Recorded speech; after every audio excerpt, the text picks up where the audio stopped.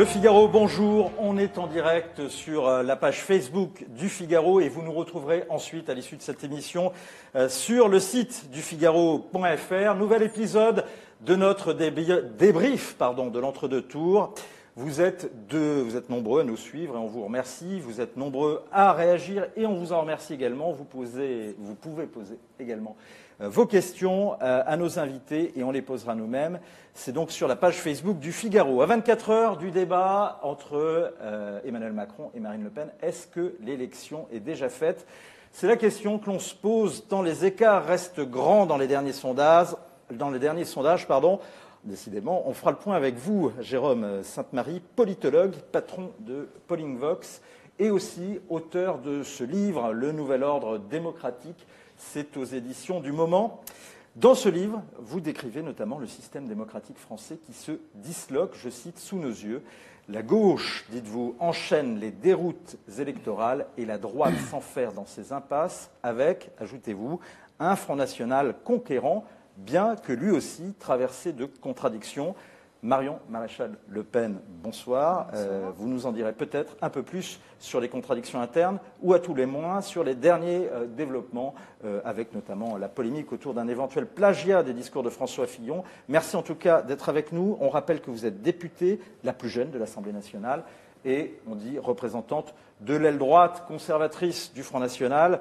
C'est ce qui illustre notamment votre participation à un dépôt de gerbes hier au pied de Jeanne d'Arc, mais dans le 13e arrondissement, avec Steve Briois, président par intérim du Front National, à distance de votre grand-père Jean-Marie Le Pen, qui le faisait, lui, place des Pyramides. Face à vous, un autre député, Arnaud Leroy. Merci, un grand merci d'être avec nous. Alors, vous avez été écologiste, rapidement proche d'Arnaud Montebourg, puis aujourd'hui, porte-parole d'Emmanuel Macron. Vous êtes élu de la 5e circonscription des Français de l'étranger, Andorre, Espagne, Portugal. Avant de vous donner la parole... Monaco. Avant de vous donner la parole, je voudrais faire un point avec vous, Jérôme Sainte-Marie. Le Figaro publie un sondage ces dernières heures avec un résultat sans appel. Voilà, on est en train de le voir. 59% pour Emmanuel Macron, 41% pour Marine Le Pen. Alors, parmi les enseignements de ce sondage, il y a notamment une plus grande certitude de choix chez les électeurs d'Emmanuel Macron. 90% des électeurs d'Emmanuel Macron qui sont sûrs de leur choix et 84% chez Marine Le Pen. Voilà, on voit la dernière infographie. Jérôme Sainte-Marie, d'autres sondages montrent également globalement le même écart, la même tendance. Est-ce que, d'un point de vue purement sondagier, tout n'est pas joué d'avance? Je ne crois pas, d'autant plus que le sondage auquel vous faites allusion, ce sondage fait pour le Figaro, me semble-t-il, il y a un rappel qui est le même sondage fait le soir du vote. Et ça montre que Marine Le Pen gagne 2 points, me semble-t-il, et qu'Emmanuel Macron, par définition, en perdrait 2. Ça montre également un effritement assez important du souhait de victoire. Ce qui est assez frappant, c'est que le souhait de victoire pour les 2 candidats est un souhait minoritaire, et que donc, en réalité, on a 2 candidats minoritaires qui s'affrontent au second tour de cette élection présidentielle. Et il y a également d'autres enseignements très intéressants qui vont dans le sens d'une assez grande fluidité, en fait. C'est le fait que le favori, donc forcément on va s'intéresser au favori, le favori ramène sur son nom beaucoup d'électeurs qui votent pour lui par défaut, c'est-à-dire en disant c'est le moins pire. Voilà. Donc tout ça fait que ça crée des éléments d'instabilité et par ailleurs on est également dans une configuration. Quand on regarde, pardon, excusez-moi, je vous coupe. Quand on regarde tout à l'heure donc le premier enseignement de ce sondage, la certitude des votants, ça contraste avec le premier tour où on voyait quand même qu'il y avait une grande volatilité, un électeur sur 3 à l'époque qui n'était pas sûr de son choix. Là, 90% pour Emmanuel Macron, 84% pour Marine Le Pen. Bien sûr, mais c'est normal qu'au premier tour, vous avez notamment à gauche, où il y avait une offre pléthorique, et donc forcément des gens qui sont restés indécis jusqu'au bout. C'était assez logique, il y avait des candidats compatibles. Là, on a 2 candidats qui font système en quelque sorte l'un contre l'autre, qui arrivent justement à une polarisation parfaite, celle que j'avais décrite effectivement il y a 2 ans dans ce livre-là, maintenant c'est une évidence, et donc qui effectivement, c'est assez logique qu'on ait une forte certitude. D'autant plus que le match ne se joue pas au centre, ne se joue jamais au centre en fait le match d'ailleurs, mais il se joue pas, si vous voulez, avec des électeurs qui vont passer de l'un à l'autre. C'est avant tout le problème de l'abstention et du vote blanc, savoir justement combien d'électeurs passeront du vote blanc vers un des 2 candidats ou le contraire. C'est ça l'enjeu des prochains jours. Marion Maréchal, est-ce que vous croyez quand même vraiment, au regard de ces chiffres, que votre candidate, votre tante Marine Le Pen, peut gagner et qu'il n'aurait pas fallu peut-être que ce soit vous la candidate, comme disent certains militants qui se trouvaient place des Pyramides au rassemblement organisé par votre grand-père Jean-Marie Le Pen? Bon, je ne répondrai pas à la deuxième question qui m'apparaît un petit peu absurde. En revanche, ce que je peux vous dire sur la première, c'est qu'il n'y a que 2 points d'écart avec M. Macron. Il ne faut quand même pas l'oublier. 2 points, ça n'est pas grand-chose. Par ailleurs, je pense que cette semaine est en train de clarifier en effet les 2 visions de la société. 2 points d'écart, c'est-à-dire il y a 2 points d'écart. 2 points d'écart en faveur, c'est vrai, de M. Macron, mais enfin 2 points, ça n'est pas non plus énorme. Je pense par ailleurs que cette semaine est en train de clarifier les 2 visions de la société qui nous opposent, que Whirlpool d'ailleurs en a été l'un des segments majeurs, je pense, avec, c'est vrai, d'un côté un candidat qui lui veut raisonner à périmètre constant dans le cadre des règles actuelles de la mondialisation, hein, donc qui est relativement passif en fait face à ce phénomène massif de délocalisation, et une candidate qui elle assume en fait un changement, une rupture même avec la politique économique menée depuis maintenant quelques années par l'Union européenne, c'est-à-dire qui assume le choix de vouloir mettre des frontières économiques et de dissuader les usines qui souhaitent délocaliser par des taxes à la réimportation sur les produits français. Par ailleurs, je crois aussi que les équipes qui sont en train de se constituer d'un côté et de l'autre vont permettre aux Français de se rendre compte du choix qu'ils vont devoir opérer. C'est-à-dire que nous avons d'un côté Marine Le Pen qui est aujourd'hui en train de rassembler Nicolas Dupont-Aignan. Elle a d'ailleurs aussi reçu le soutien de M. Brigelli, qui est une figure en matière d'éducation, du président du CNI aussi, de Marie-France Garot, qui est une grande dame de la politique française. Et de l'autre côté, nous avons toute l'équipe quasiment sortante, Madame Royal, M. Valls, M. Bayrou, M. Borloo, M. Delanoë, M. Cohn-Bendit, bref, toutes les vieilles figures de la vie politique française qui sont en train de se coaliser autour de M. Macron. Et je suis sûre que beaucoup de Français ne vont pas vouloir recommencer avec ces équipes et encore moins reconstituer demain une majorité composée de députés socialistes sortants, parce que M. Macron ne pourra pas, évidemment, récupérer exclusivement des gens de la société civile. On va demander justement à un député socialiste qui est là. Est-ce que vous partagez ce constat avec Marion Maréchal, ou bien est-ce que finalement Emmanuel Macron ne joue pas un peu à se faire, et son camp ne joue pas un peu à se faire peur, surtout, par exemple, en surjouant, par exemple, le mémorial. On l'a vu notamment hier lorsqu'Emmanuel Macron est allé rendre hommage à Brahim Bouram, ce Marocain qui était mort en marge d'un défilé du Front National en 1995. Et sur lequel le Front National n'avait rien à voir, je tiens à préciser quand même. Précision faite. Je vais répondre à Mme Le Pen, parce qu'il y a quelques éléments, notamment sur la séquence Whirlpool, qui sont intéressantes. C'est vrai, il y a un élément, je suis d'accord avec vous, de clarification de l'offre politique. Et c'est sain. Projet contre projet. On en a assez discuté dans les débats de premier tour. On avait l'incapacité de parler d'idées parce que tout était phagocyté par les affaires des uns et des autres. Bon, il reste toujours quelqu'un qui est aux prises avec des affaires, mais en tout cas, on arrive à parler de fond. Sur la question de Whirlpool, qu'est-ce qui s'est passé la semaine dernière? Vous avez quelqu'un qui fait irruption, 20 minutes, quelques selfies, et vous avez... Vous voulez parler de Marine Le Pen. Voilà. Très bien accueilli. Oui, peut-être. Très bien accueilli. Mais quand vous organisez, que vous mettez des figurants, à savoir des militants du Front National, c'est pas faux, on peut retrouver les photos. Ont ovationné M. Macron et ont craché sur Mme Le Pen. Bien sûr, j'ai pas dit ça. J'ai pas dit ça, Mme Le Pen. Je remets simplement les choses en perspective. Vous aviez une séquence qui a duré 20 minutes, quelques selfies et un départ. Avec des réponses concrètes, et un travail, une méthode incarnée par Emmanuel Macron, qui fait sa force. Une discussion avec l'intersyndicale. Une discussion franche avec les syndicats pendant 1h20.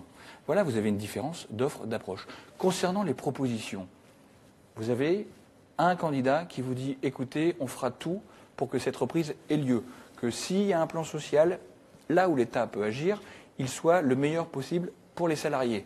Moi, je vous invite aussi à discuter de formation. Monsieur Macron propose un effort considérable, la mise en place d'un service public de la formation, 35 milliards de budget actuel, 15 milliards, et il y en aura encore beaucoup moins si vous êtes élu. Vous voulez former les gens, Donc, il n'y a pas de travail. je finis mon raisonnement, 35 et 15, 50 milliards consacrés à la formation. Si nous voulons, au lieu de mettre des taxes qui tueront un peu plus notre économie, si nous voulons rebondir, il faut former et monter en gamme. On entend ça depuis 15 ans. Donc, nous, c'est le chemin que l'on propose aux Français. on a des solutions, des propositions. Elles sont plus difficiles à expliquer, à vendre que je vais mettre une taxe, vous inquiétez pas, l'usine ne fermera pas. Ça ne se passe pas comme ça dans la vraie vie. Donc vous avez un candidat de la vraie vie et un candidat, une candidate. C'est difficile à expliquer et ça a d'ailleurs été assez mal reçu par les ouvriers pour la simple et bonne raison que c'est la continuité en fait de ce qui est mené depuis 30 ans. Donc ces ouvriers-là, ils sont en train de regarder leur usine rentable, leur usine qui a bénéficié de 40 millions du CICE, partir en Pologne. Alors même que dans le même temps, la Pologne elle-même s'est totalement affranchie des règles européennes pour rompre un contrat de commande d'hélicoptères avec Airbus au bénéfice d'une entreprise américaine qui elle va produire en Pologne.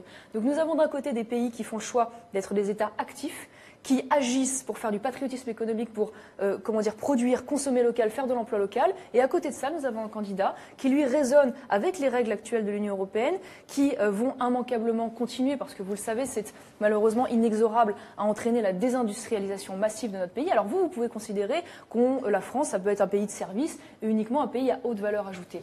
Je ne crois pas que ce soit une bonne conception des choses, parce que nous avons besoin d'avoir encore des domaines industriels qui garantissent notre indépendance. Nous avons besoin d'avoir des grands bassins d'emploi, donc qui ne peut pas être uniquement concerné sur la haute qualité. Nous avons besoin de garder notre agriculture. Mais pourquoi les ouvriers français seraient incapables, à vous écouter, de faire de la haute qualité? Parce que, monsieur, on ne peut pas être compétitif face à la Pologne qui paye ses salariés, qui n'a pas de SMIC et qui paye seulement quelques centaines d'euros par mois. Ça, Madame Le Pen, parce que le droit du travail n'est pas le même. Faux. Parce que les normes ne sont pas les mêmes. Voilà, tout simplement. C'est faux. Vous devriez. Les Polonais sont payés comme nous. J'ai pas dit ça. Je dis simplement que vous pouvez être compétitif en faisant des choses compétitives, même vis-à-vis des Polonais. On a quelques exemples en France. Et qu'il faut du coup s'appuyer. Je ne dis pas qu'il ne faut pas faire un minimum de protectionnisme, mais ça existe en France. Mais écoutez, vous avez des outils, vous avez un décret notamment pour les industries stratégiques, tout ça existe. On le fait quand la BPI... C'est pas le Montebourien qui parle, l'ancien Montebourien? Peut-être, mais je pense que c'est essentiel. Faut pas non plus. Monsieur. Non, c'est la position de l'ancien ministre de l'économie qui a mis en œuvre ça. Est-ce que c'est Madame Le Pen qu'on a entendu se battre sur la défense de l'acier français à Bruxelles? Non, c'est Emmanuel Macron. Donc on peut reprendre et réécrire l'histoire, sauf qu'il y a une réalité. Secondo, je permets. Est-ce que je peux revenir sur un point sur l'Europe? Vous revenez sur un point et puis on va faire avancer le débat parce qu'on pourra revenir sur ces questions européennes. Sur l'Europe. Nous, qu'est-ce qu'on propose sur l'Europe? Qu'est-ce que dit Emmanuel Macron? On dit c'est un cadre essentiel pour la France. Plus d'Union européenne. Voilà. Sauf qu'une autre Union européenne. Qu'est-ce qu'on dit, nous, aux Européens? Qu'est-ce qu'on dit aux Européens? On dit, écoutez, il y a une question essentielle qui mérite d'être posée. Qu'est-ce que voulez-vous qu'on fasse ensemble? Et c'est surtout valable pour les pays dont vous avez parlé tout à l'heure, la Pologne, la Hongrie et d'autres. Qu'est-ce que vous voulez qu'on fasse ensemble? Le groupe de Visegrad, avec qui on a des difficultés, sur la directive travailleurs détachés, sur la politique climatique. Non, on ne la défend pas. Vous avez qu'à écouter ce qu'a dit Emmanuel Macron hier. Non, il n'a pas changé d'avis. Il a changé d'avis 33 fois dans cette Non. Vous avez quelqu'un... J'étais face à M. Griveaux hier, votre porte-parole, qui défendait le système des travailleurs détachés. Donc ne dites pas ça. Alors que vous en soyez revenu, j'en suis très heureuse. Non, mais le travailleur détaché, la directive travailleur détaché, Madame Le Pen, vous voulez regarder ça simplement sous la concurrence déloyale. Sous un aspect. La concurrence déloyale, on essaie de la juguler. On se bat. Et comment? À l'inverse, vous avez une partie, après le monde agricole français, qui a recours à la directive travailleur détaché parce qu'il y a des besoins de main-d'œuvre. L'emploi français? Comment? C'est pas d'ailleurs dans l'agriculture qu'il y a le plus de travailleurs détachés, c'est dans le bâtiment. Mais enfin, bon. Non, mais je ne vous parle pas de ça. Moi, je vous donne quelques exemples où je vous essaie de vous démontrer que le monde n'est pas binaire. On a un sujet sur le transport routier, et là, c'est le fils de chauffeur routier qui vous parle. Donc, je connais très bien ce système-là. Je le vois au quotidien dans ma famille. Donc, vous avez un problème dans le BTP, j'en conviens. Je suis installé près de la frontière espagnole. Je vois très bien les ravages du système. Donc, il faut revoir ces questions-là, notamment les contrôles. Donc on est parti sur ça. La Cour de justice de l'Union européenne vient d'empêcher de lutter contre même ne serait-ce que la fraude aux travailleurs détachés. Elle vient de rendre une décision de justice qui vient de dire qu'on ne pouvait même pas renvoyer les travailleurs détachés chez eux quand il y avait de la fraude. C'est aussi pour ça que Emmanuel Macron a changé sa position, parce qu'il y a une jurisprudence, il y a une jurisprudence qui vient de tomber la semaine dernière exactement, et du coup, on voit très bien que ça ne suffit plus. Qu'est-ce que ça change puisque vous ne souhaitez pas remettre en cause les règles de l'Union européenne? Mais parce que, Madame Le Pen, on n'a pas du tout la même conception. Nous, on pense que c'est affaiblir la France que remettre en cause les règles de l'Union européenne. Alors justement, on reparlera justement de votre différence sur les questions européennes, notamment peut-être sur la question de l'euro, mais dans la troisième partie, Jérôme Sainte-Marie, vous réagissez et puis on continue à regarder un autre point sur le sondage, sur lequel je voudrais que vous réagissiez brièvement. Oui, moi, je ne suis pas économiste et je suis très ignorant de ces choses, mais en tout cas, les gens concernés, c'est-à-dire les ouvriers, eux, ont une position qui est extrêmement claire. Ce qui est très frappant dans cette élection, c'est qu'on a un vote de classe qui s'exprime avec une clarté comme jamais depuis au moins les années 70. Je crois qu'il faut revenir à 74, 78 pour trouver une telle dichotomie. Si je prends les ouvriers, donc je ne sais pas ce qui s'est passé à Whirlpool précisément, mais ce que je sais, c'est d'après BVA en tout cas, 43% des ouvriers ont voté au premier tour pour Marine Le Pen. Et elle fait plutôt moins bien d'ailleurs que la fois précédente, parce que dans cette population-là, parce qu'en fait beaucoup sont allés chez Jean-Luc Mélenchon. Mais pour Emmanuel Macron, seul 16%. Elle conforte sa première place. Seul 16%, oui, enfin bon, en tout cas, non, elle a un peu reculé dans les catégories populaires, justement à cause de France Insoumise. Et si on prend le second tour, alors c'est uniquement les intentions de vote, là, cette fois-ci, vous avez quelque chose qui est d'une symétrie esthétiquement parfaite. Vous avez 66% des ouvriers qui voteraient, donc dimanche prochain, pour Marine Le Pen, 75% des cadres, et encore, on n'a pas fait distinguer entre les cadres du privé et du public, qui voteraient pour Emmanuel Macron. Si vous prenez tous les indicateurs, notamment les indicateurs patrimoniaux, vous êtes de fait le candidat Emmanuel Macron. Je ne dirais pas que c'est le candidat des riches, mais c'est en tout cas le candidat de ceux qui s'en sortent et ceux qui, évidemment, trouvent leur compte dans l'Union européenne non modifié. Alors que ceux qui votent pour Marine Le Pen au second tour, comme d'autres qui ont voté au premier tour pour d'autres personnes, eh bien, eux sont à la contestation. En quelque sorte, ce second tour va être un peu la revanche par rapport au référendum de 2005. C'est-à-dire, ça va être un petit peu, si vous voulez, c'est-à-dire qu'ils sont en train de se rejouer, mais avec des configurations politiques telles que vous auriez. Moi, oui. Vous avez voté. J'avais voté. Vous avez violé le vote des Français. Non. Moi, j'ai voté oui à la Constitution. J'étais pas parlementaire quand on a fait le traité, et j'aurais pas fait cette façon parce que c'est justement ces pratiques de détournement, de contournement de la volonté populaire qui est exprimée dans un référendum. Le mandat, il était clair, c'était renégocié. C'était pas passé par un traité, et on voit très bien les ravages aujourd'hui. Donc ça, c'est une question, et je parle en mon nom propre. Moi, je crois sincèrement que quand vous convoquez un référendum qui a une participation telle, comme en 2005, qu'on a un résultat qui est quand même assez clair, à un moment donné, l'idée, et c'est ça que aussi porte Emmanuel Macron, c'est de prendre son bâton de pèlerin, pas de réécrire de manière... Une question, du coup, pourquoi il n'y a pas une seule fois le mot référendum dans votre projet ? Parce que vous pouvez faire autrement que par référendum. D'accord. Je vous Très bien. explique. Non, mais je veux vous non, mais redonner... c'est une grande différence. Nous, le référendum d'initiative populaire, référendum sur les grands sujets de société, c'est une différence. On a pas d'accord. Et c'est la différence entre un candidat qui veut travailler sur la question européenne et pas détruire. Le référendum, s'il doit avoir lieu, il aura lieu sur la copie finale suite aux conventions nationales qu'on propose à nos partenaires. Alors on va continuer sur ce débat, encore une fois sur l'Europe, dans la troisième partie. On salue quand même un certain nombre de gens qui nous suivent. Vous êtes de plus en plus nombreux à nous suivre sur Facebook. La croissance est exponentielle. Il y a un débat qui fait rage actuellement entre, on peut le dire, vos partisans, justement, les communautés sont extrêmement mobilisées. Et Jean-Baptiste pourra nous expliquer ça, qui est un spécialiste, pourra nous expliquer ça tout à l'heure. On salue David, Ishak, Florian, Patrice, Christophe, vous continuez à réagir et surtout à nous poser vos questions. Je voudrais quand même qu'on regarde un point du sondage qu'on a vu tout à l'heure.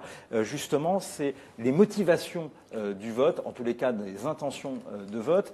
Et on s'aperçoit que les électeurs d'Emmanuel Macron voteront plus par rejet de Marine Le Pen que par adhésion à Emmanuel Macron lui-même.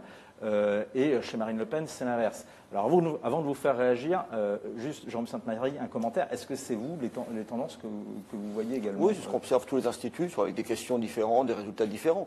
C'est-à-dire qu'effectivement, c'est d'ailleurs une difficulté pour la suite, dans l'hypothèse qui est aujourd'hui la plus probable de l'élection d'Emmanuel Macron. La difficulté, c'est qu'effectivement, ça peut très difficilement être interprété, ce vote, comme un mandat pour mener le programme qu'a proposé au premier tour Emmanuel Macron. C'est-à-dire qu'il n'y a pas, et quand il y a des questions plus précises qui ont été posées par Harris Interactive, par exemple, par rapport aux réformes, et ces réformes très libérales, les lois El Khomri, par exemple, développées, il n'y a aucun mandat, en réalité, exprimé dans ce vote là-dessus. C'est largement, et c'est le problème d'ailleurs qui fait que, juste pour finir, que les électeurs se disent déçus par le résultat du premier tour, majoritairement, c'est qu'en fait, effectivement, on est dans une combinaison politique objectivement, qui aboutit à un choix contraint, qui ne donne pas un mandat très clair et avec des problèmes pour les législatives qui pourront se poser. Donc c'est une élection qui est assez... c'est un second tour qui n'est pas exaltant et qui ne ressemble pas du tout à ces seconds tours, vous savez, comme gauche-droite qu'on a pu connaître avec c'est pourtant un second tour que vous avez prédit depuis tant d'années, Jérôme Sainte-Marie, dans votre livre que je rappelle, hein, Le Nouvel Ordre démocratique. Arnaud Leroy, juste ce chiffre, hein, quand même, on voit quand même, si Emmanuel Macron l'emporte, ce sera plus par un rejet, en tous les cas, de Marine Le Pen que par une adhésion à ses idées. Écoutez, 36%, c'est quand même pas négligeable non plus. C'est plus d'un tiers des Français. Et donc, certes, et on est dans une élection très compliquée, je vois 36%, moi. Non, c'est un tiers, c'est des électeurs. Ah, d'accord. Ouais. Donc, bon, n'empêche que ça fait quand même une base solide. Donc, Emmanuel Macron l'a dit hier, on consultera, on fera. Sauf que nous, on pense que... Mais pas par référendum, par ordonnance. Non, pas... Sans passer par l'Assemblée. Non, mais vous savez comment ça fonctionne. Pour la nouvelle loi vous êtes députée, madame. Oui, on va reparler tout à l'heure. Voilà. Donc, du coup, vous aurez l'occasion. Mais parce qu'il faut être efficace à un moment donné. Ah, oui, on a fait campagne sur libérer les énergies. Où vous avez lu ça? C'est vous qui vous dites que vous n'utilisez pas le référendum et vous ne passez pas par la représentation nationale si vous faites des ordonnances. C'est votre gimmick, le référendum. Tant mieux pour vous. Avec la démocratie. C'est pas la démocratie, le référendum. Ah, d'accord. Non. Vous avez des corps intermédiaires. C'est dans la Constitution, la 5e, quand même. J'ai pas dit le contraire. Je vous dis simplement que dans la Constitution, on parle aussi de corps intermédiaires, de démocratie sociale. Et ça fonctionne. C'est bien le peuple aussi. Ça fonctionne bien le peuple aussi. Eh bien, la démocratie sociale, madame Le Pen. La démocratie sociale, c'est aussi le peuple. On a une conception différente. Oui, surtout avec des syndicats qui ne sont pas du tout représentatifs. Mais bon. Moi, si je peux me permettre, une remarque. Je vais finir sur vous me permettez de dire, nous, on a dit clairement qu'on mettrait en place les réformes pour lesquelles on a été élus et sur lesquelles on est arrivé aussi en tête au premier tour.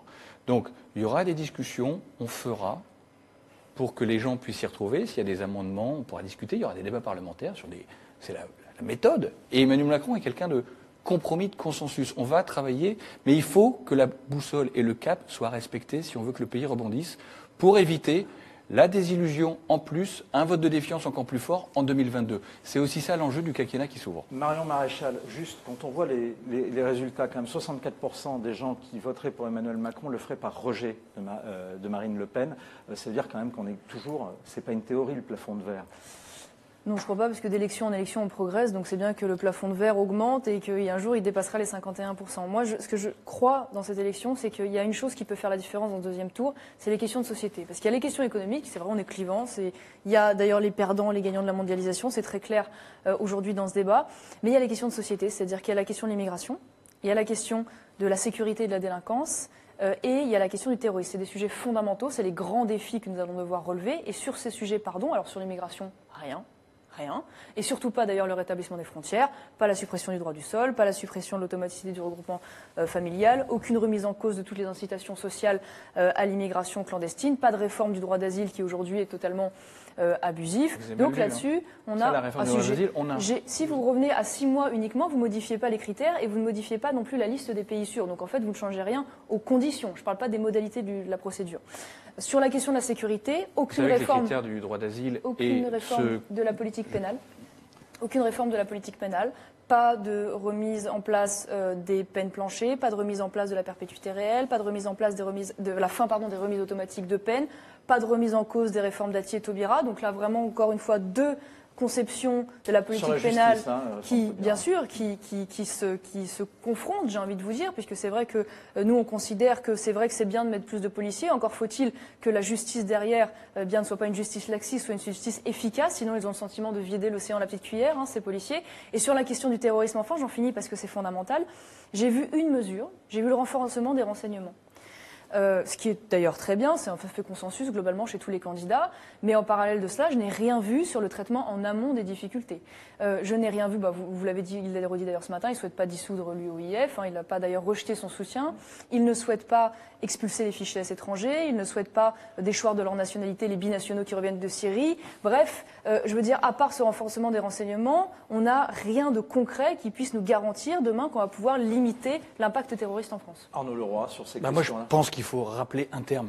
l'efficacité. Vous venez de faire votre catalogue. En gros, Bon, c'est il y a deux ça mesures sur intéresse les lesquelles... Français, je Terminé. pense. Non, mais- Le roi.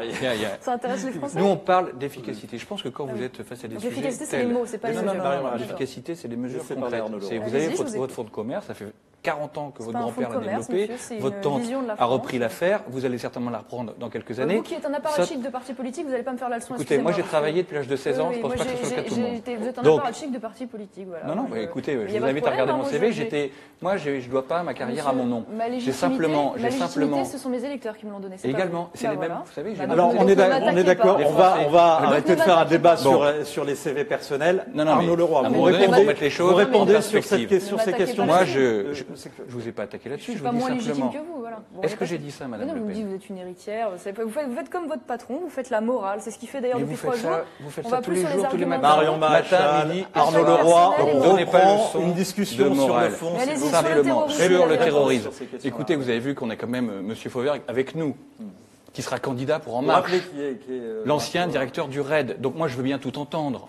Donc si vous pensez que ces personnes-là s'engagent avec nous sans avoir regardé ce qu'on propose, la cellule anti-Daesh, auprès du président de la République, le maintien des interventions et des troupes, et là c'est l'officier de réserve qui vous parle, en dehors des frontières de France, pour combattre en Syrie, en Irak et dans la bande sahélo-saharienne, ça c'est des mesures concrètes. Après, vous avez de la mousse. Comment vous faites Vous si avez de n'avez la pas mousse. frontières, monsieur Mais- Comment vous faites pour contrôler les entrées, les sorties, qui pénètrent sur le territoire? Comment vous faites Mais pour c'est tout respecter l'enjeu, les expulsions c'est tout l'enjeu, s'il n'y a plus de frontières c'est tout nationales? Vous faites l'enjeu comment du maintien et de la surveillance des frontières européennes. Comment vous faites si vous laissez l'UOIF continuer à Mais répandre écoutez, ces projets de arrêtez haine avec votre dans les mosquées? UOIF. Bah on oui, a, monsieur, on le a, frère musulman Annie Ramadan qui vient d'être expulsé, dont les ouvrages sont vendus au congrès de l'UOIF. écoutez, vous avez vu ce qu'on propose sur la Bah, dissolution des associations qui prêchent la haine. D'accord, Nous- donc pas l'UOIF. Donc, Qu'est-ce que vous écoutez, proposez justement sur ça, Mais sur on- ces associations? il y a déjà un corpus législatif qui permet de dissoudre,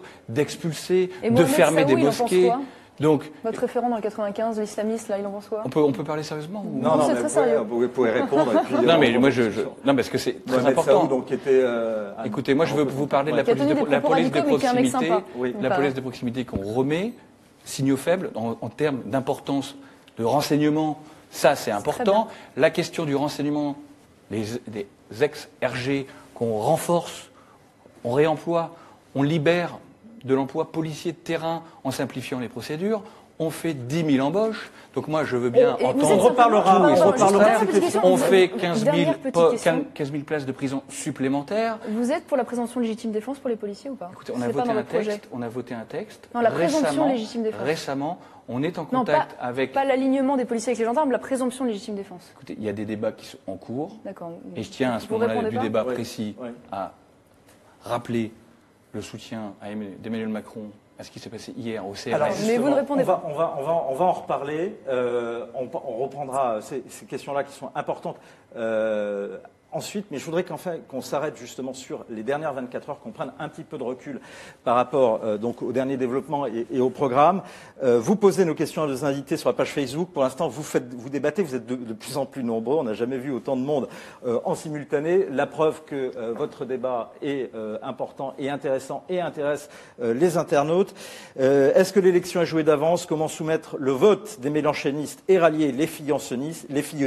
Ce sont les questions qu'on se pose aujourd'hui autour d'Arnaud Leroy, porte-parole d'Emmanuel Macron, Marion Maréchal Le Pen, députée FN du Vaucluse, et Jérôme Sainte-Marie, président de Pauline Vox. Jean-Baptiste Sémerjian est parmi nous, journaliste au pôle social média du Figaro.fr et envoyé spécial hier au défilé intersyndical CGT FO Solidaire. Les yeux piquent encore. On va revenir sur cet événement car il y a des images précisément qui ont choqué et les réseaux en parlent, comme ces réseaux reviennent sur les défilés hier, Jean-Baptiste. Oui, justement, tout à l'heure, vous parliez des forces de l'ordre. On peut dire qu'on en a vu hier des forces de l'ordre, mais on a aussi vu des manifestants. Il faut savoir que c'était une manifestation à l'appel de plusieurs syndicats et de 2 associations. Donc, sur les réseaux sociaux, on va dire qu'il y a eu à peu près 120 000 tweets sur le hashtag 1er mai, qui était le mot-clé à utiliser. Et un autre petit mot-clé qui était le hashtag Le Pen non, qui était à l'initiative d'une des manifestations d'associations. Et donc on peut le voir sur le graphique, qui est vraiment le climax, le moment où il y a eu le plus de tweets, à peu près vers 18h, puisque c'était l'arrivée à Nation et aussi le temps où justement l'information du policier qui était grièvement brûlé et meurtri par un cocktail Molotov photo qu'on avait en une du Figaro, Exactement, l'édition papier du Figaro. de plusieurs quotidiens internationaux d'ailleurs, ça a été vraiment le moment où on en a le plus parlé et qui a créé débat. Et c'est un moment justement où vous, Marion Maréchal Le Pen, vous n'avez pas hésité à répondre, à commenter ce moment-là en disant sur Twitter « Tout mon soutien aux policiers blessés pour les milices d'extrême gauche » avec le hashtag 1er mai, vous utilisez bien les usages. Il y avait aussi Alexis Corbière qui a réagi, Anne Hidalgo, la maire de Paris, Robert Ménard, et enfin... Et moi aussi, je vous le dis. Et qu'est-ce que vous avez dit quoi? Soutien, image inacceptable, il faut agir contre tous les ennemis de la République, d'où qu'ils viennent. Enfin, on voit quand même, mais qu'il y a quand même une différence de traitement hallucinante, parce qu'au moment des manifs pour tous, on est arrivé jusqu'à quasiment 300 interpellations par manifestation face à une foule pacifique, et là, on a des tentatives d'assassinat face à des CRS, du saccage, du pillage, et on a 4 interpellations. On est quand même face à une mansuétude du gouvernement, face à ces milices d'extrême gauche qui est insupportable, je vous le dis franchement. Arnaud, Juste un mot quand même, parce que ce qui vient d'être dit n'est pas faux, mais il faut bien comprendre quelle est l'idée. C'est-à-dire que moi, il se trouve que j'habite près des Républiques, et donc je suis allé voir, quand il y a une manifestation, ça m'intéresse toujours, donc moi je me rends au meeting et aux manifestations, je suis allé voir là-bas. C'était une promenade de santé, c'est-à-dire que les médias ont couvert énormément ces quelques images, alors qu'en réalité, les dizaines de milliers de personnes qui étaient là ont manifesté de manière tout à fait apaisée. Par ailleurs, autre chose, et ça c'est important, ces éléments sont tellement faciles à repérer qu'ils prennent même le soin de s'habiller de manière spécifique. Ça n'a rien à voir avec les troubles qu'on pouvait avoir. Il y a quelques... Parce que c'est le témoignage que Black Bloc. Jean-Baptiste Émergent. Et donc, de manière volontaire ou involontaire, ils rendent un admirable service en réalité à l'ordre établi, puisque justement, ils permettent que le seul débat après une manifestation du 1er mai soit justement les communiqués de soutien par rapport ces à ces violences associations d'extrême policières. gauche ou pas? Vous croyez qu'ils ont déposé un statut en préfecture? Je pense que oui. Vous auriez bien tort de les dissoudre, ils vous rendent service. Et en Ils vous rendent l'occurrence, service encore. Oui, bien sûr. Oui, bien sûr. Ils sont connus. D'ailleurs, vous venez de citer un nom, les Black Blocs, les choses comme ça. Donc c'est des gens qui sont identifiés. Et ce sont les mêmes qui reviennent à chaque manifestation et qu'on n'interpelle pas et qu'on laisse sévir. Donc je vous dis, est-ce que vous serez intransigeant avec ces milices d'extrême gauche? C'est une question simple. Bon, question simple. Alors vous répondez. Sur la question des manifs pour tous. Moi, j'étais parlementaire à l'époque. Et je me souviens, peut-être qu'on peut dire que c'était pas violent. Moi, je n'ai pas souvenir là. Donc, il y a j'ai pas vu de cocktail Molotov et j'ai pas vu de CRS brûlé. Et j'ai pas vu de saccage et de pillage et de cagoules. Mais enfin, moi, j'ai vu des cagoules, peut-être pas de CRS brûlé, par chance. Par contre, ce qu'on peut sur ça. Non, mais je sais, mais on peut discuter calmement. Non, mais je voulais mettre en parallèle. Non, je mets pas en parallèle. Je mets pas en parallèle les gens qui ont manifesté de manière pacifique, quelle que soit leur conviction, aussi bien Manif pour tous que les gens du 1er mai hier. C'est parce que je dis simplement aussi qu'il y a eu des casseurs lors des manifestations pour le mariage pour tous. C'est tout, simplement ça. C'est un constat. On peut retrouver des images aussi si vous voulez. Alors, concernant hier. Un petit peu moins. Il n'y a pas eu ces images, je suis d'accord avec vous. Mais on ne peut pas non plus dire qu'il ne s'est rien passé. Je peux vous dire que le dimanche aux Invalides, c'était quand même relativement avec des ordres donnés au CRS de charger sur la foule. Tout ça, pour vous dire que cette question-là, intransigeance totale. Intransigeance totale. Vous avez face à vous des casseurs, il faut les traiter comme tels. Point barre, qu'ils soient d'extrême gauche, d'extrême droite, du centre. C'est pas mon sujet, Robert Hue. Je me permets un dernier point, si vous m'autorisez cette question-là. Là, on a la résurgence d'un mouvement qu'on a vu en Europe depuis une quinzaine d'années, les fameux Black Blocs qui, souvenez-vous, allaient de sommet de G8 en sommet du G8, de mouvements anti-mondialisation. Et là, quand je vous parlais tout à l'heure du renseignement territorial, l'importance de pouvoir infiltrer ces réseaux. Aujourd'hui, on est faible face à ça. On est faible face à ça parce que ces réseaux, ces renseignements généraux ont été démembrés il y a maintenant une dizaine d'années. Donc le temps aussi qu'on reprenne position clairement pour permettre justement d'avertir en amont les déplacements. Mais il y a aussi la réponse pénale. Et aujourd'hui, les délits, grâce à Mme Taubira, ne seront plus punis de peine de prison. Donc il faudrait peut-être revenir dessus aussi. Jean-Baptiste Émergent, hier, on a vu à travers la France des manifestants. Des cocktails Molotov, c'est pas un délit. Bien sûr, mais il y a d'autres formes de délits qui ont été commis aussi. Hier, nous avons vu à travers la France des manifestants qui, effectivement, disaient non à Le Pen, là, hier, donc, qui avaient leur calico jaune, notamment dans la manifestation intersyndicale. On a vu également des manifestants crier contre Emmanuel Macron, le candidat des patrons, entre guillemets. C'est ce qu'on voit également dans les réseaux. Sur Twitter, oui, bien sûr. Il faut savoir que hier, un des mots d'ordre était contre le capitalisme et contre Emmanuel Macron. Vous n'étiez pas innocent. C'est-à-dire que vous faisiez partie des cibles des manifestations. C'était pas une manifestation que contre le Front National. Effectivement, il y avait le anti-FN qui était une manifestation qui a fait de la place de la République à la place Bastille. Oui. Mais ensuite, jusqu'à la place de la Nation, c'était vraiment... J'ai vu les mêmes pancartes que vous. Ah oui, très bien. Vous n'avez pas les yeux qui piquent. Et donc, j'ai identifié un compte qui est pro-Front National, et qui rappelle, alors j'avais identifié 3 images, donc vous aviez un de vos tweets qui était un peu plus vieux, où vous disiez que le bilan de Macron au ministère de l'économie, c'était 80 000 emplois industriels détruits et 38 000 chômeurs supplémentaires. Je suppose que c'était suite à la loi travail. C'était sur les 2 ans, en fait, où il a été ministre de l'économie, si je ne m'abuse. Et donc ce compte appelle aussi à mobiliser avec cette image qu'on peut voir, qui était une des images au moment de la manifestation contre la loi travail, loi que vous avez donc vertement critiquée, c'était justement à peu près les mêmes milices qui faisaient, vous avez parlé tout à l'heure de milices d'extrême gauche. Je le dis franchement, je trouvais que c'était une mauvaise loi, je trouve qu'elle ne répondait pas aux besoins immédiats des entreprises, que les réponses apportées étaient inadéquates. Je veux dire, on n'avait rien sur les baisses des charges, rien sur le lissage des effets de seuil, rien sur la baisse des impôts, rien sur la simplification administrative, donc je trouvais que c'était une mauvaise loi. Oui, et donc vous pourriez avoir une sorte de solidarité par rapport à la manifestation d'hier. Je ne suis pas sûre qu'on manifeste sur les mêmes reproches, en l'occurrence. Mais ce dont je suis convaincue, c'est qu'il y a beaucoup d'électeurs de Jean-Luc Mélenchon au premier tour qui ne voteront pas pour M. Macron, donc, sa loi El Khomri, les ordonnances. Alors justement, on va je ne pense pas qu'il y ait des manifestants du Front National. Vous êtes sûr? Non, je ne suis pas sûre. On va peut-être voir. Très étonnant, mais pourquoi pas. Ça mériterait une enquête.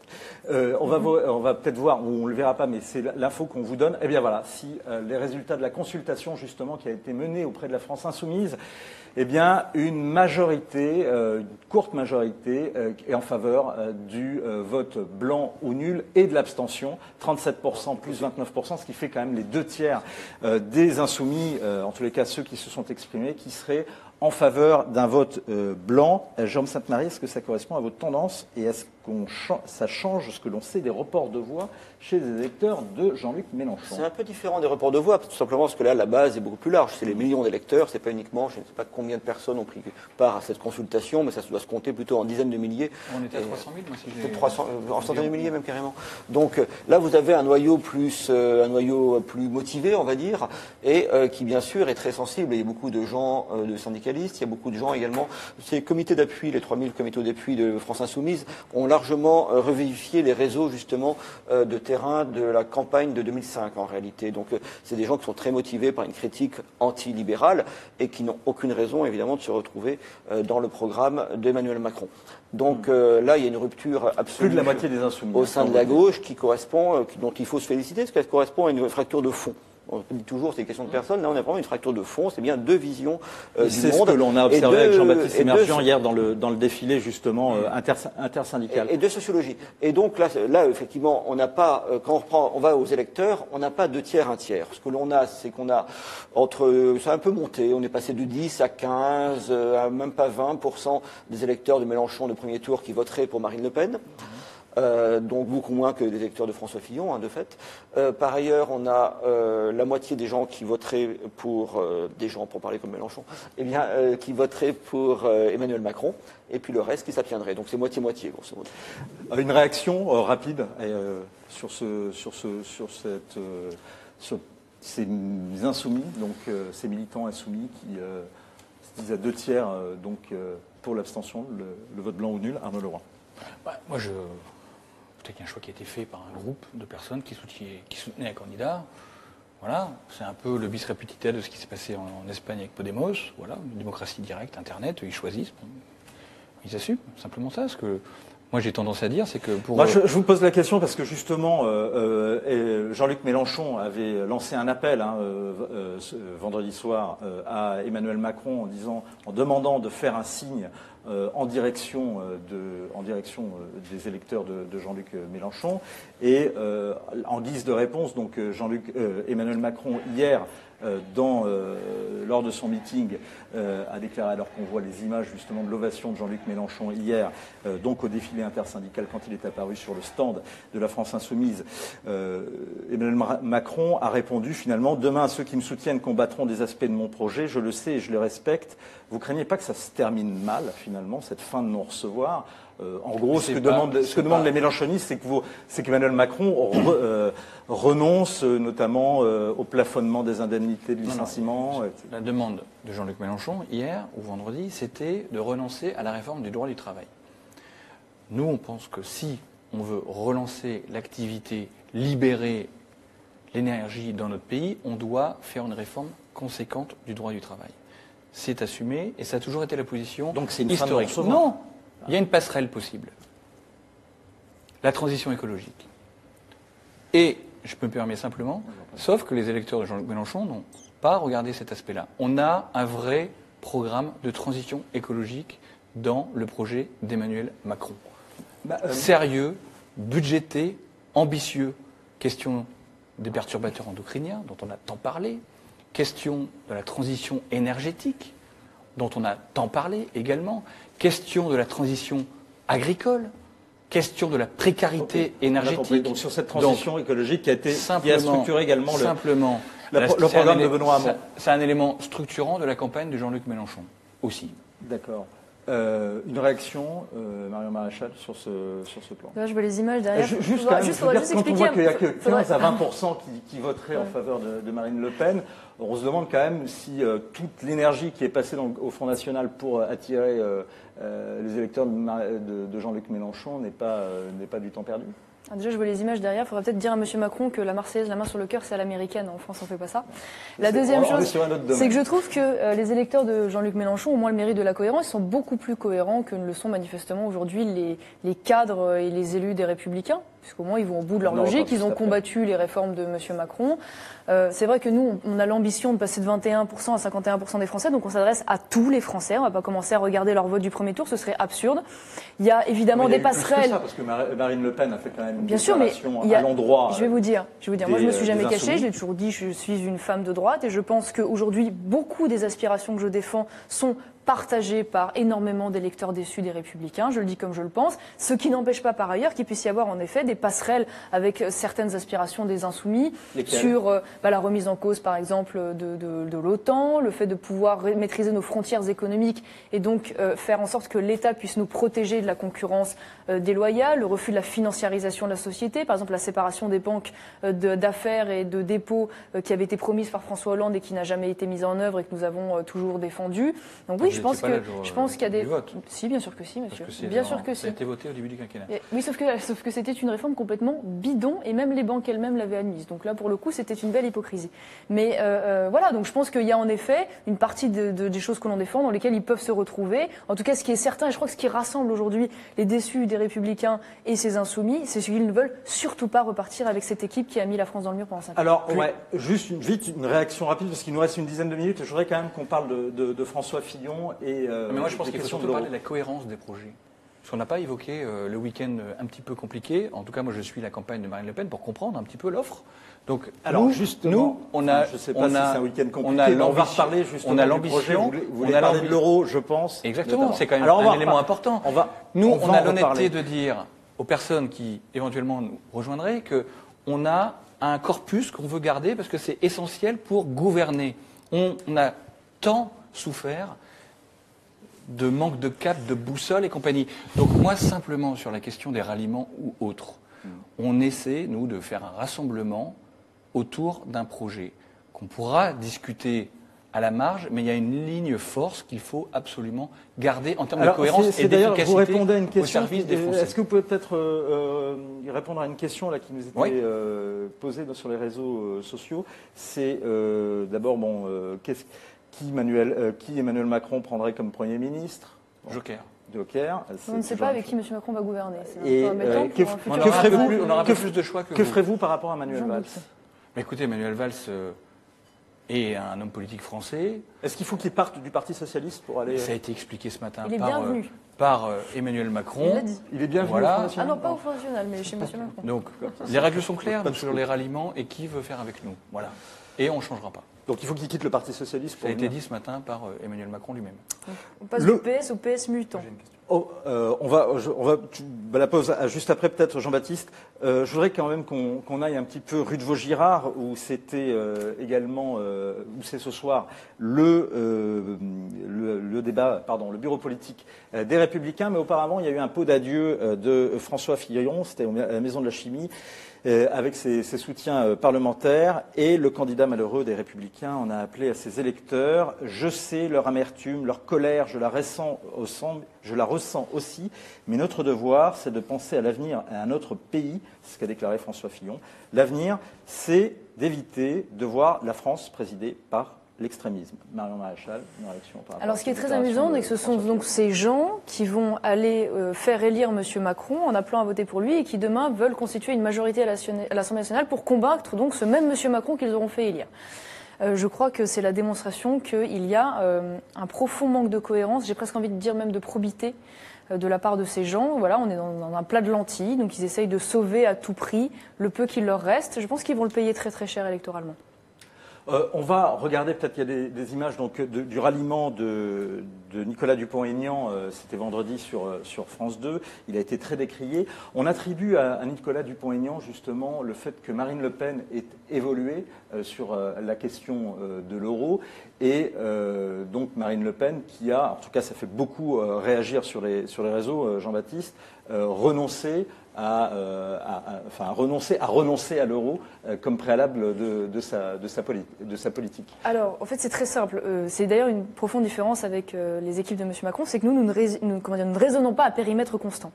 C'est-à-dire que nous considérons qu'il faut changer les règles. Je vous donne un exemple qui est tout à fait édifiant. Une question sur l'euro, c'est quand même notre quotidien, c'est l'épargne des Français, moi, je suis très à l'aise. Le salaire de mes parents, la retraite de mes grands-parents. Je suis très à l'aise avec ça, parce que contrairement à vos porte-paroles qui ne répondent jamais ni sur le OIF, moi je suis très à l'aise, je réponds sur tout, il n'y a pas de souci. Je vous donne un exemple parce que c'est important. Vous dites aux agriculteurs, on va faire un grand plan Marshall, ce que vous avez dit, donc en gros on va faire des aides directes. C'est dommage parce que l'Union européenne interdit ces aides directes et elle les limite en matière agricole à 15 000 € pour 3 ans sur une exploitation.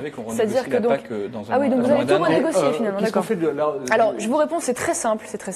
Ce qui a été dit avec Nicolas Dupont-Aignan et qui a été clarifié, c'est de dire que la question monétaire n'était pas un préalable à d'autres réformes économiques. Ce qui d'ailleurs est développé depuis maintenant un moment au Front National en disant la question monétaire est une des données et une des problématiques, mais ça ne nous empêchera pas, dès que nous arrivons aux affaires, de nous emparer des questions économiques en mettant en place le fameux guichet unique pour les entreprises, la baisse de l'impôt sur les sociétés par la création d'une nouvelle tranche intermédiaire, la baisse générale des charges par la transformation. Par rapport à tout le programme qui avait été notamment imaginé autour de Florian Philippot. Non, parce que après, en parallèle de cela, et j'y viens, une fois que les élections italiennes se seront déroulées, c'est-à-dire en 2018, nous amorçons les fameuses négociations.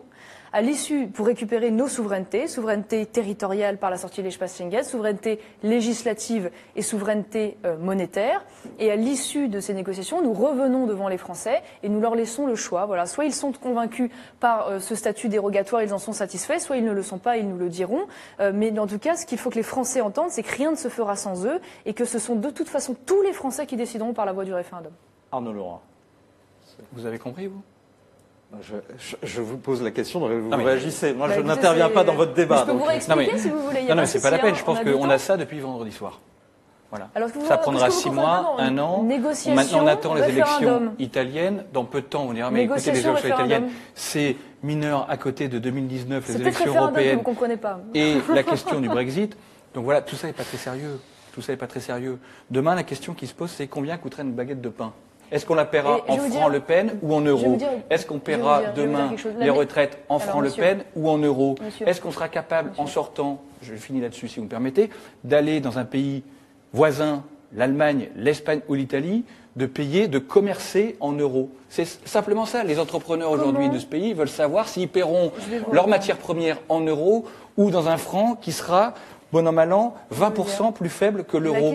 Donc la question de la parité, Madame Le Pen, la question de la parité, de l'équilibre. Alors justement, Marion Maréchal vous répond. La question qui se pose, c'est comment demain vous allez pouvoir changer l'Europe, c'est-à-dire tenir exactement le même discours qui est tenu par tous les politiques, alors même que vous savez que pour modifier les traités européens, il faut l'unanimité des pays membres, parce que vous n'obtiendrez jamais. Donc le seul moyen de changer cette Europe que vous semblez aussi critiquer, c'est de faire la méthode qu'on veut mettre en œuvre, c'est-à-dire le bras de fer avec à l'issue le référendum. C'est la seule chose qui pourra fonctionner. Quant à la question de la monnaie, c'est vrai que c'est une inquiétude l'inquiétude auprès des Français, nous l'avons entendu, nous le disons encore une fois de plus, rien ne se fera sans eux. Alors dans ce cas-là, et ça c'est pas plutôt prise en compte dans le programme du Front National? Mais écoutez, il y a 30 ans, quand on parlait d'immigration, les gens nous regardaient avec des yeux ronds en disant que nous étions des fous. Voilà. Aujourd'hui, nous sommes sur la question des idées majoritaires sur le fait qu'il faut réguler. Mais nous n'avons pas varié. Je veux dire, la question même à l'époque du Front National de Jean-Marie Le Pen, nous étions déjà opposés à la monnaie unique. Nous défendons la monnaie commune. Voilà. Donc à partir de là, nous considérons que cette monnaie est une monnaie inadaptée pour nos échanges. C'est une monnaie trop forte qui a contribué d'ailleurs à la désindustrialisation de masse dans notre pays, et que Marine Le Pen en fait souhaite faire une chose très simple. Elle souhaite prendre le leadership de deux contestations qui aujourd'hui fracturent l'Union européenne. La contestation économique, la fracture économique entre les pays du Nord et les pays du Sud, les grands perdants de l'euro au Sud, et la fracture, j'ai envie de vous dire, migratoire avec les pays de l'Est qui aujourd'hui sont en confrontation sur la politique de la Commission européenne. Yanis Varoufakis, qui a été quand même l'un des grands opposants à Angela Merkel et qui a été l'un des grands tenants du desserrement de l'étau autour de la dette grecque, dit aujourd'hui que c'est Emmanuel Macron qui a sauvé la Grèce. Qu'est-ce que vous réagissez? Quelle est votre réaction par rapport à ça? Oui, enfin, est-ce que ces dirigeants sont vraiment crédibles? J'en suis pas convaincue. Je veux dire, quand on voit ce qu'ils ont fait à leur peuple, ils ont surtout subi le chantage, et merci d'ailleurs de me permettre de le dire, à l'euro. Parce que ce qu'on ne dit pas avec la question de la monnaie, au-delà des données économiques, c'est que c'est un outil de pression politique. Parce que ce qu'il se passe, c'est que demain, si nous prenons une position, une mesure qui déplaît à l'Union européenne, nous nous exposons à un chantage de la Banque centrale européenne qui peut nous priver des liquidités. Et donc à terme, et je tiens d'ailleurs à finir là-dessus, l'objectif évidemment, ce n'est pas la dévaluation en soi. L'objectif, c'est une reprise économique. Si le pays se porte bien, la monnaie remontera mécaniquement, et donc de toute façon, à terme, il y aura des effets positifs. Jérôme Sainte-Marie, est-ce qu'il y a dans cet électorat de droite que vous avez observé, notamment filloniste, cette inquiétude sur les questions monétaires? Mais oui, bien sûr, parce que ça renvoie à la composition sociologique de ce qu'est devenu l'électorat de la droite. La droite populaire est pour ainsi dire partie à l'abstention et plus encore au Front National. Donc restent uniquement des catégories assez âgées en fait et relativement bien dotées en patrimoine parmi les électeurs de François Fillon. C'était quasiment... il faut dire que François Fillon, parmi les personnes qui ont plus de 75 ans, faisait 50% au premier tour. C'est assez spectaculaire.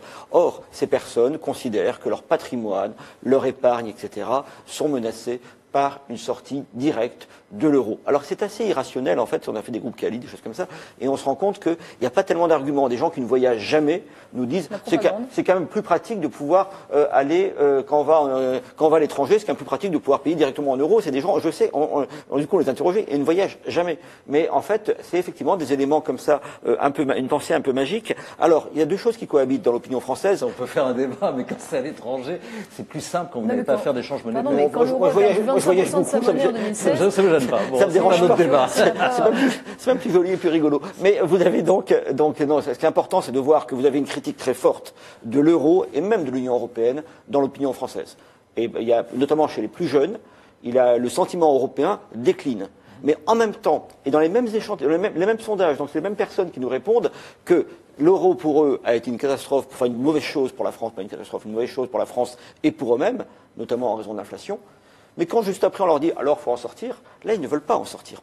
Donc c'est toute la... Arnaud Leroy, une réaction justement par rapport à cet état c'est pour ça qu'Emmanuel Macron propose une refondation de l'Union européenne, tout bêtement. Allez, la dernière polémique du jour, ce sont les propos tenus hier, Marion Maréchal, en meeting à Villepinte par Marine Le Pen. Et comme l'ont montré les équipes de Figaro Live, c'était du Fillon dans le texte, plagié, disent les détracteurs, à tout le moins copier-coller à la virgule près. Alors, c'est un montage un peu vachard, mais quand même, on ne pouvait pas s'en passer. Regardez. Avec ces trois façades maritimes. La Manche et la mer du Nord. La Manche et la mer du Nord. Ouvertes sur le monde anglo-saxon et sur l'immensité septentrionale.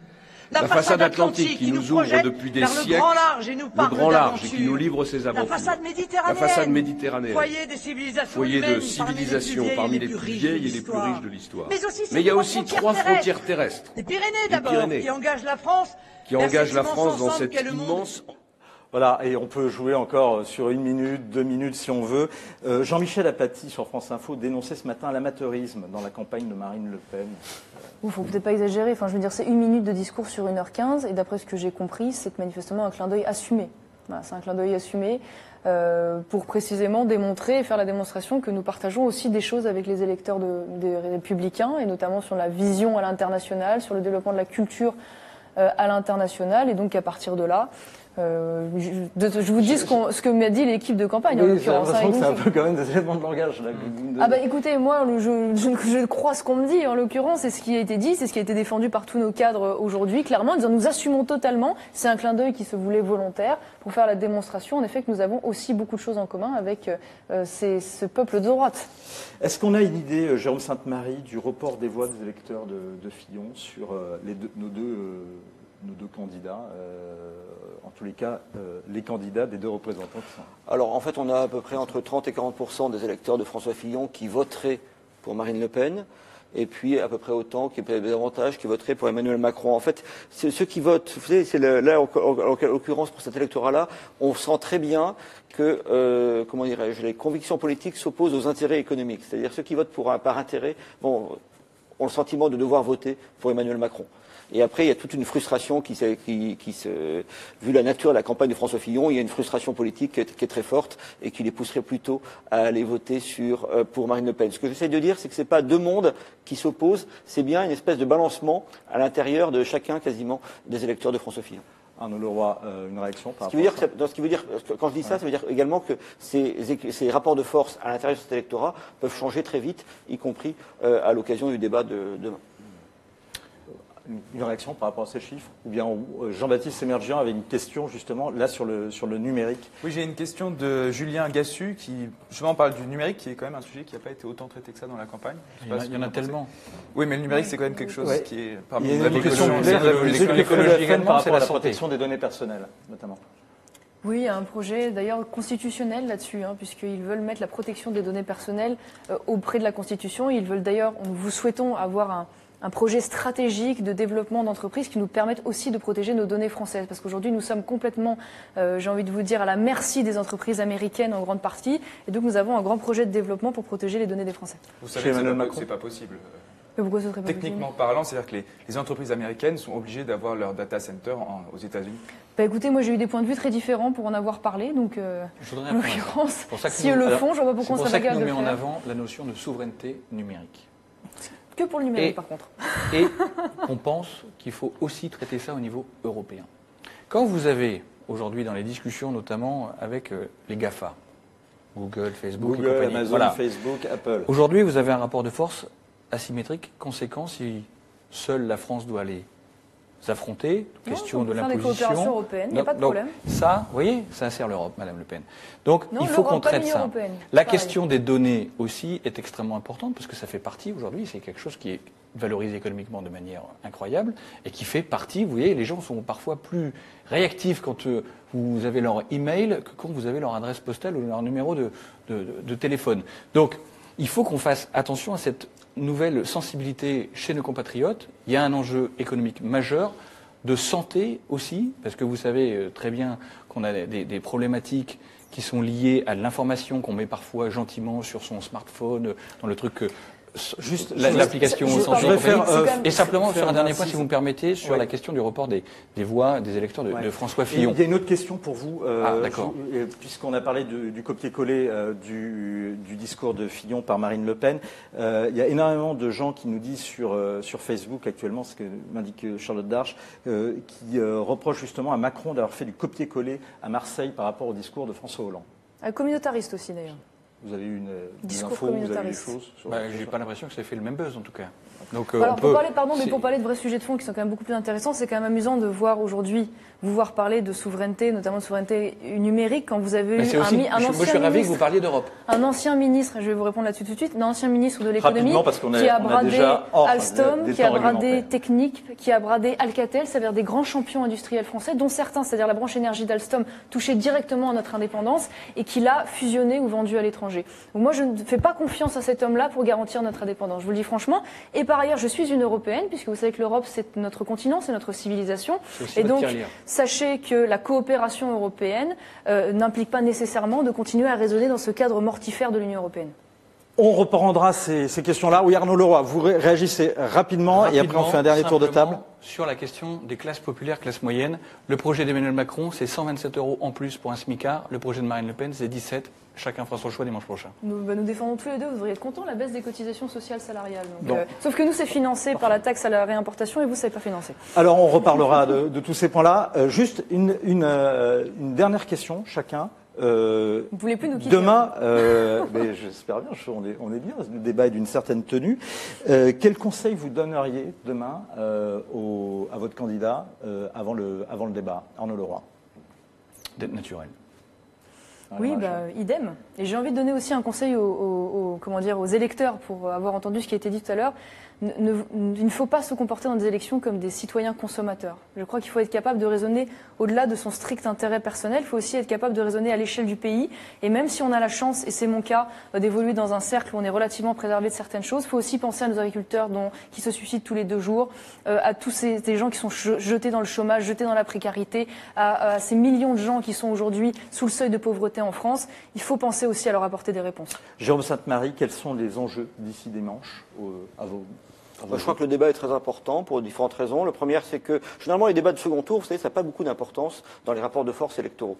Et parce que c'est toujours entre la gauche et la droite. Vous vous souvenez d'ailleurs qu'en 2002, Jacques Chirac avait refusé de débattre avec Jean-Marie Le Pen. C'est déjà un signe d'ailleurs que là, le débat est naturellement avec Marine Le Pen, c'est venu à la tête de personne, je crois, de refuser un tel débat. Je crois il y avait eu 2 débats où elle avait participé, c'était compliqué. Bien sûr, mais c'est une évolution. C'est la première délégation. C'était pas un reproche. Hein, c'est un constat. C'était une évolution globale. Par ailleurs, c'est un débat, forcément, ça joue plutôt dans le sens du resserrement, tout simplement parce que celui qui est en seconde position est mis au même niveau que celui qui est au premier plan. Par ailleurs, c'est un débat qui de force à parler sur le fond. C'est-à-dire que, grosso modo, les processus de diabolisation, là je m'adresse plutôt à vous, les processus de diabolisation ne pourront pas fonctionner, ou d'autres formes de diabolisation. Donc, vous avez remarqué que ce n'est pas notre façon. Donc ensuite, c'est un autre débat. Et donc voilà, donc je pense que réellement il y a un enjeu très majeur. Je pense que tout se joue essentiellement quand même sur le débat de demain. Après. Et sur ce nouvel ordre démocratique, c'est votre livre, Jérôme Sainte-Marie, je le rappelle, il est aux éditions du Moment. Merci à vous. Merci à vous, Marion Maréchal, députée et candidate aux législatives. Oui. Toujours dans le Vaucluse, dans la circonscription de Carpentras. Oui. Et vous, Arnaud Leroy, vous serez candidat également pour les législatives? Pas cette fois-ci. Mais vous serez donc toujours dans le staff d'Emmanuel Macron.